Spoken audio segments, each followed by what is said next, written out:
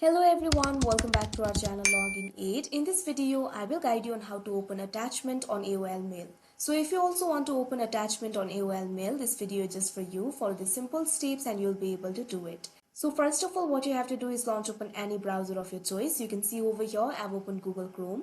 Now click on the search bar, type in mail.aol.com, press enter.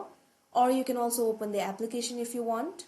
Now you can see over here you'll be led to the official website of AOL Mail. In order to open the attachment, what you have to do is open the mail which contains the attachment.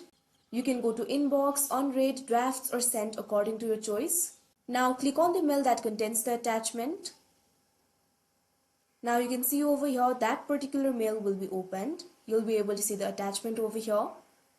Right now there is no option for preview. If you want to open it, all you have to do is click on the download icon that you can see right over here. After you click on it, click on the download icon that you can see right over here.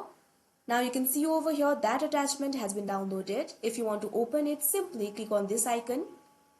Now you can see over here that particular attachment will be opened. So that is how you open attachment on AOL Mail. I hope you found this video helpful. Thank you for watching. Make sure to like, share and subscribe to our channel.